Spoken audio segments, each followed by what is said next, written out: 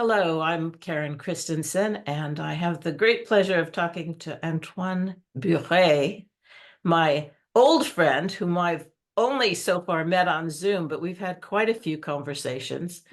What was it, in the winter when you were in Costa Rica? I think it was in the summer. In the summer. And since then, he's published a book on third places in France. And we're now catching up with him back in Europe, uh, and and picking up our conversation, or perhaps trying to go back to some of the topics we've discussed before. I have greater understanding of Antoine's work now that I've seen at least uh, a rough Google translation of his very interesting text. And it's been very helpful to me as I work on the new edition of The Great Good Place. So welcome. Thank you, Karen. Hello, everybody. I'm very glad to speak with you again. It was a while. Um, I'm enjoy that you have a vision of my work now because you read a little bit of my text. Actually, when we met, I was writing this book, and it was really helpful for me to speak with you due to your experience with Oldenburg and due to your vision of third place. Because me, I studied all places and I wrote about it from my European point of view. And it was really helpful to speak with you and to add also an American point of view and to see how it connects. And maybe a lot of time, oh, it was not the same vision at all. And this phenomena we can see it in Oldenburg texts because Oldenburg tried to understand the European vision of third places. And when I discover him, for me it was a little bit, I don't know how to say that in English, folkloric. Some Ah, yes, it's uh, interesting. And you use the term Oldenburgian in the book, which I think Ray would be most amused by. true, because you talk a lot about cafe and bistro, as an ideal tip. I don't know how to say that, like, as a model of third places. But uh, I, or- I was born in a bistro in a cafe. My parents own a bistro and a cafe, so I grew up in that kind of third places. And now when I discovered Oldenburg. I it was for me delicious. It was something like okay, he understands something, but in the same time, it's like an idealistic vision of Europe. It's not exactly like that, but So a kind of American romanticization of. it's like Emily in Paris, top places idea. Well, it's funny because I lived in England for close to 15 years, from the time I was in my late teens until I was in my early 30s. So, in fact, when I first was given a copy of The Great Good Place, although I was in the States, I lived in London at the time. And I have come more and more to think that pubs are hugely important, and some of them are still, they still have those qualities that Ray wrote about in his chapter on the English pub. So, for us, the challenge is kind of parsing it. So we're saying it's not, the romantic view is not accurate anymore, but there is some truth there. Yeah, sure. And perhaps a truth that we want to do something with now. Uh, and I gather that from the book, something I hadn't picked up is that you've first heard of me or read something about me because you'd gone looking for Ray. Is that right? Yes. Yeah. I was searching about Ray, and I discovered your work on that. Right. And then someone else, someone I knew, had mentioned your work, and that's how we connected. So we're both working on it from different points of view. And because I particularly want to internationalize, your knowledge is not by any means just of France. You've spent time in Eastern Europe and in Latin America. So Yes, those exactly. are parts of the world that I don't know. So that was really helpful. And I am trying to make the book, the new version, less American, and I would like it not to be Emily in Paris. So I'm gonna, when I get to that section, I'm definitely gonna have you read it and correct it. It Uh, was no, no, but no, I say that because when I talk about a European vision of third place and a kind of idealization of European third place, it's because we can see, and I wrote about it in my book, that the European culture or the European culture was developed in all the world. I say that because I study a lot, as you say, third place in America, South America, Caribbean. And you saw that the third place, the European culture of third place, what I call Oldenburgian third place, we can see the same in Europe and then in Caribbean and South America with different name, but same use and same services. What is interesting is when you start to thinking about third place, not in a European way, and you discover other third place, like in the streets, like in Cuba. I discovered, I don't know how to say that in Cuba. I talk about it in my book about some specific third place due to the communism culture. You know, I don't know how to say that the queue when you wait. yes. Uh, I don't know how to say that in Oh, English. it in When you line, you wait mean if you're like waiting for your rationed food or something? for documents, not exactly for Russian food, but for documents. And I make a huge cartography in Cuba, and to say what is your third place, what is your own third place. It Yes. was not coffee, it was not coffee shop, it was not pub, it Mhm. was not restaurants, but Uh-huh. some of them, a lot, it was the line, and it's for me it was fantastic. It says, Oh, that's very interesting. That's a section I haven't read, but what it reminds me of is when I visited Poland when I was young and right before the wall fell. And I was staying with an American friend, but he was doing exams, and so he gave me his ration book so I could do the shopping. And there were lines, and obviously very consistent lines too. You know, you would turn up on certain days or whatever to get whatever the food was that was being released then. So I can easily see that that would be and important. even Uh, in Romania, I used to live in Romania for a lot of time. So when I start working on that book, I went in Romania to study what is the Romanian third place. For sure, there is some cafe, there is some kind of typical cafe, Romanian cafe. Okay, but a lot of people didn't have the money to go every day to the coffee, even for drinking a beer or some or typical yes. alcohol. So where did they do? Where did they go? They go downstairs of the block. You Hmm. know, there is a bench, and they stay there. And the bench is the third place of all the neighborhood. Yeah. And I think that for us, it's important to have all that vision that the Oldenburgen third place is for me. And I read something about that. It's a kind of bourgeois third place, I think. Hmm. Even is that this the poor clubs. Yes, the third place is a poor clubs. In his book, he say that a third place is the poor clubs. Hmm. It's a great sentences, but it still remain a bourgeois place because you need to pay something to go there.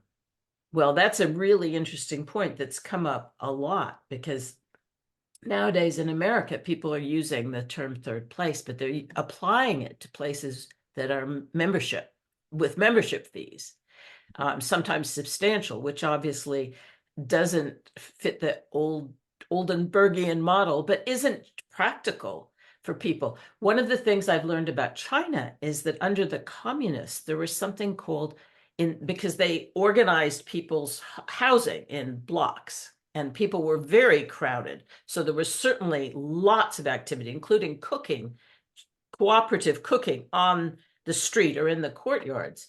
But they also had something called a hot water house. And it was a place where you could simply get hot water. I mean, maybe you'd pay some tiny amount, but you could bring your own tea, or you could just sit there and chat and drink hot water. So it was as cheap as could possibly be imagined. And we seem to have lost, it becomes more and more difficult to find places to gather that don't cost money, let alone, that lots of things, are not just costing something, but costing a lot, which completely changes the whole dynamic. It certainly doesn't make for a place that everyone can go. It Mm. excludes people right off the bat. Yeah. And it's why the work of Oldenburg is important, and I took a lot of pleasure to study it, and to reactualize the knowledge of Oldenburg in France. This is the objective of my book, to say, oh, okay, in France we didn't read Oldenburg actually. We talk about a lot about third place. Total places. There is a public policy about third places, but nobody wrote about Oldenburg. Because, Can you explain how the term came to be used in France? oh, okay, it's a long story, and I think it's a story linked to the word itself. I mean, when Oldenburg creates the word third places, he creates a communication artifact. I used to say a communication weapons. Yes. Uh, to create a word that can be used by people to preserve their own localization, to say to politician and urbanism, we need place for socialization.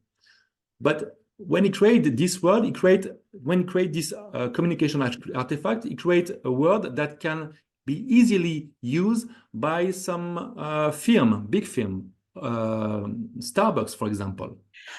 Right. I wondered if that was the route by which it got to France, because after Ray first essentially gave a name to something people already knew. It wasn't that he was describing something unfamiliar. It's just that all of a sudden they said, ah, that's what it is. That's what We, I've experienced. That's what I enjoy, or that's what I miss. yeah. Any of those. But then Howard Schultz, when he founded Starbucks, picked up the term. So that was, and some planners picked it up. So there was obviously transmission. Yeah. Do you think it was Starbucks that brought it to France? That would be really peculiar. For France, it's not Starbucks, but it starts with Starbucks when they decide to create the third place, the North American third places. They want to build the North American third places. In France, it arrived with co-working place. In the early 20th century, the co-working market start to grow up with this newer ideology of working, with collaborative working. And they grew up also in France. And it arrived in 2005, I think, 2006 in France, when first co-working place arrived, and they say, "Oh, we are not a working place. We are a third places." And it starts like that. We are a third place, and everything go on with this idea in France. That's the first kind of third place is a co-working place. So it's a cool place where people can gather and also work, meet, etc., etc. And everything starts like that. And all the political idea behind this word was not taken. It was an economical view, far away from Oldenburg, far away. And who benefited? What companies benefited? Because the government, I gather, has promoted it. So who who did it that using that term, who did it help? It's not so linear. I don't know how, or if it exists in America, the education populaire. I don't know how to say that. Popular education. It's something really important in France.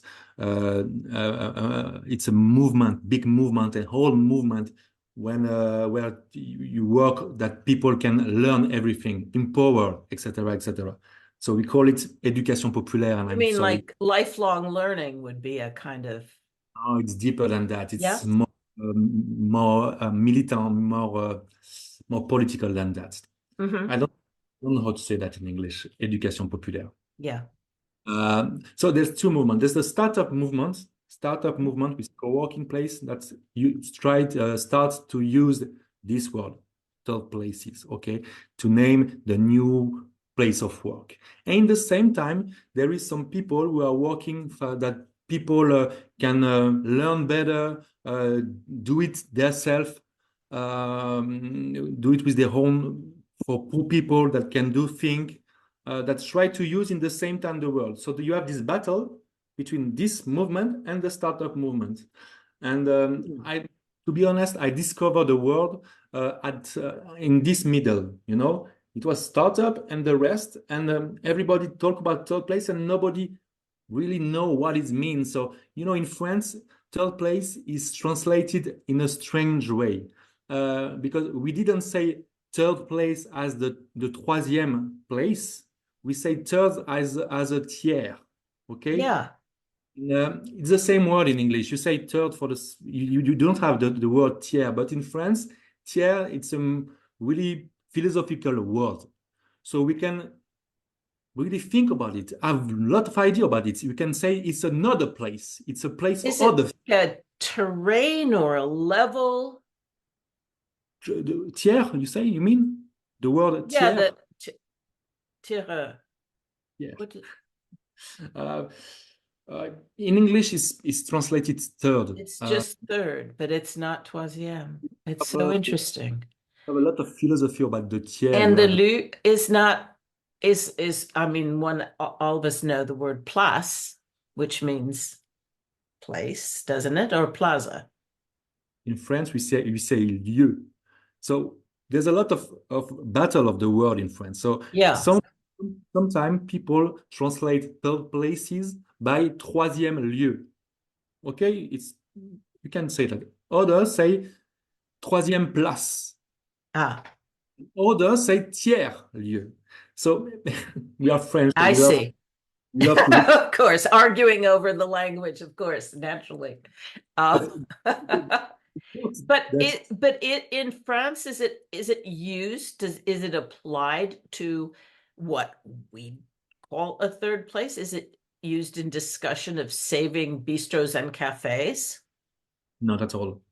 Not at all, right? It starts right now because of my work and the work of a lot of people. But at the beginning and until last year, I can say nobody talked about third place thinking about bistro and cafe. Nobody talked about defending third places, always defending cafe and bistro. They was thinking defending maker space, sorry, hacker space, co-working space, etc. This kind of hybrid and new Which really surprises people here who use the term. It's not at all the first thing that people think of. Yeah, but when you think about that, it's not so crazy because in a way, and you can see, for example, the Wikipedia page in French for hackerspace, Mhm. and the definition in the French Wikipedia page of hackerspace is a third place for hacker, and it's right. Hmm. Hacker is a third place for hacker. So for me, I understand that as a new kind of third place. And I think it's really interesting because it says something about our society. There's no more bistro. So bistro has changed a lot. There's no more the same use of bistro in our culture. And so we create other third places. And for example, some Fab Lab, some hackerspace at the role of third place for a new generation. But those are not places that would be open to all, or that all people of all sorts would want to go there. There are many people. It's not that maybe you couldn't walk.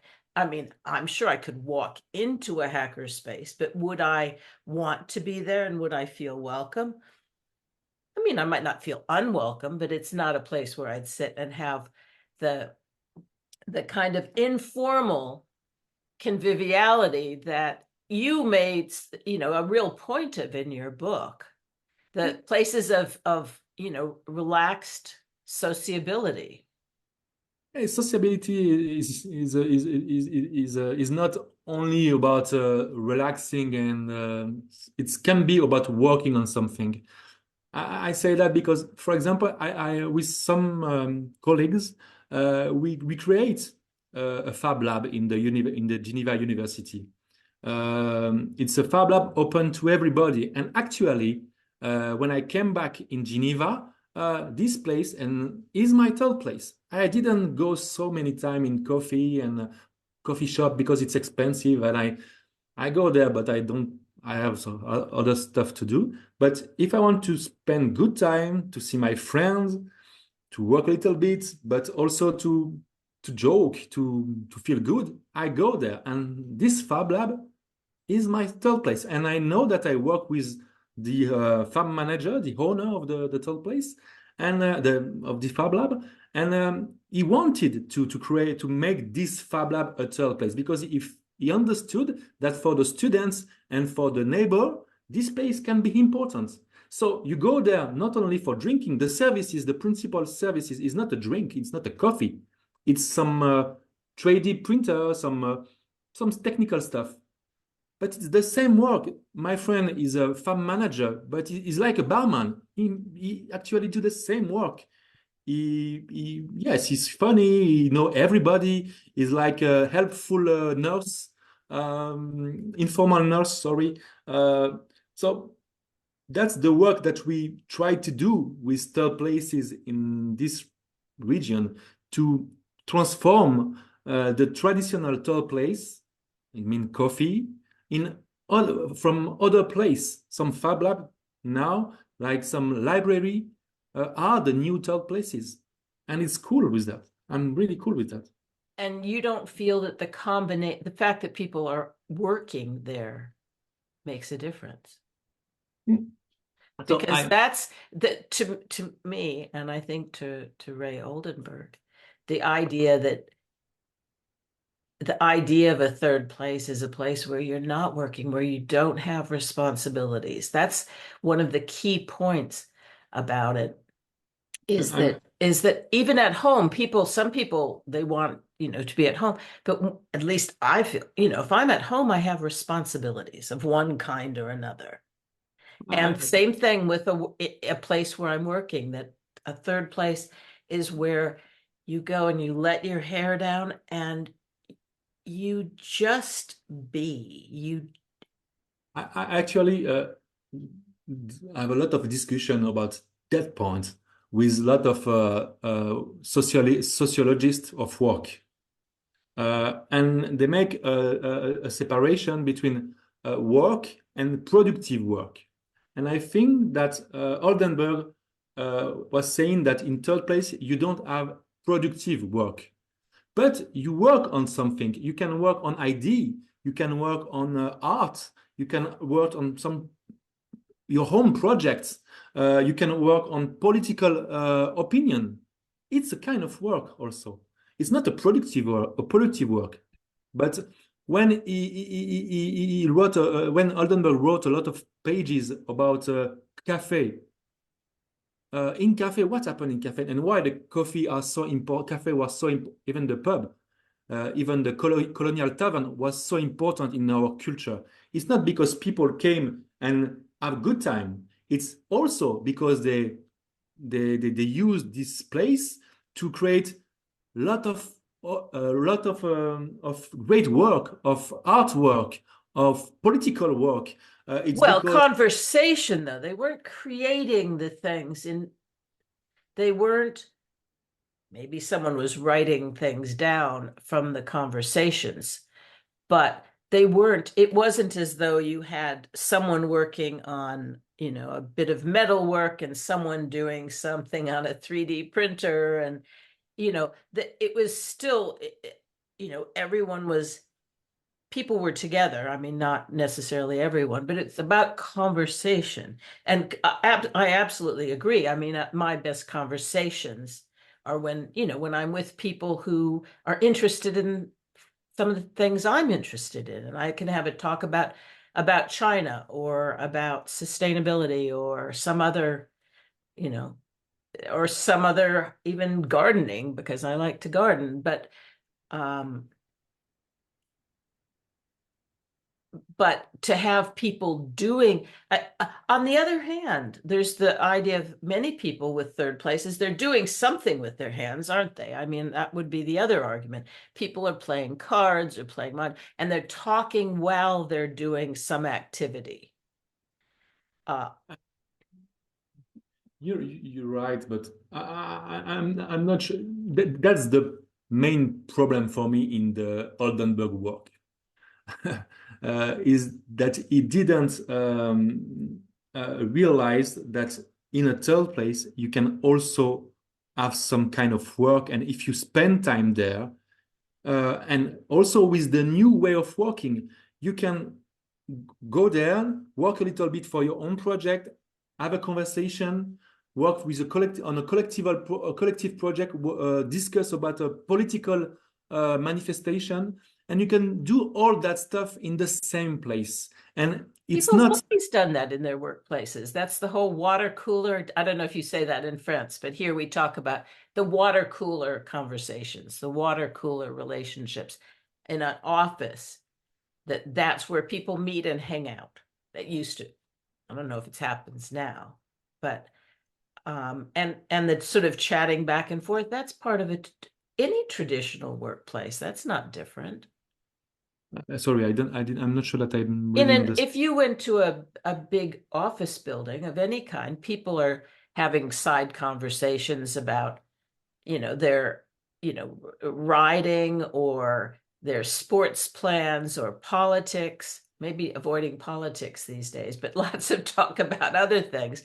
Um, in the course of the day, and the water cooler was in old-fashioned offices was the place where everyone met. Men and women, people of every level in the office would go to get water, or maybe to go to some place to get coffee, but water cooler is our sort of shorthand for that kind of informal meeting. Yeah, yeah. I'm sure that we agree on that point. It's only that um, I was talking with someone from the CERN. You know what is the CERN? The CERN is the big European and international laboratory that is based in Geneva. Mm-hmm. And I was asking him, I was talking with him about third places because he was really interesting about that idea. And he was saying, oh, but we have a big third place in the CERN. Uh-huh. Uh, is the place where all the scientists eat, and they spend all the time eating. So the third place of the CERN, it's where the people eat. But when they eat, they spend good time, but they also work. They also exchange Right, but ideas. that would not be something that Ray would call a third place. That's a perfectly good place, but it's not the same thing.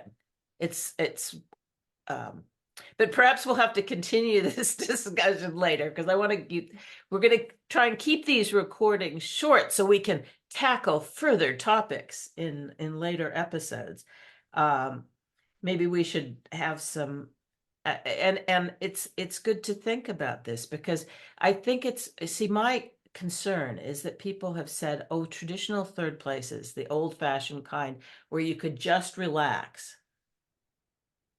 and not work, they don't exist anymore. So we're going to start making do with other places that still existed. People ate together at work forever. That's nothing new, but it's not the same thing that Ray had in mind that he was identifying. And I think that that's also an important thing.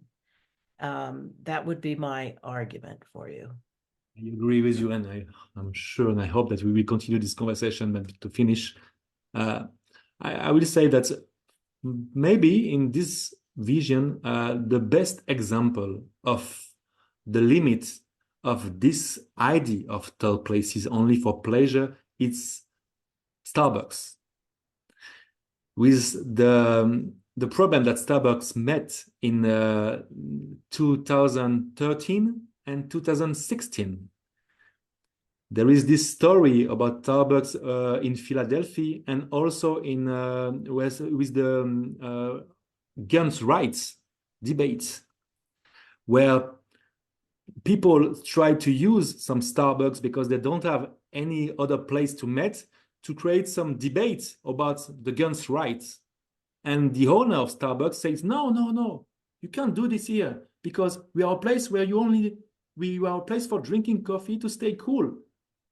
But if you're at a place, you have to accept to be a place for debate, to accept to be a place for working ID. And so they decide to be no more a third place, to be no more, to didn't say that Starbucks is a third place, but because they can't uh, uh, host that kind of debate, political debate. So I just finished by that. I Yeah. say, also a place you have to be also a place where the political idea is working. So it's more Right. But complicated. that was in the United States in a highly polarized situation and very commercial. So they're trying to keep everyone happy because they need to keep the customers coming in. So I'm not, but we'll come back to Starbucks because it comes in when we talk about the virtual third place too. Thank you very much. I look forward to another conversation. I'm going to stop the recording now. Just to hang on a sec though, okay?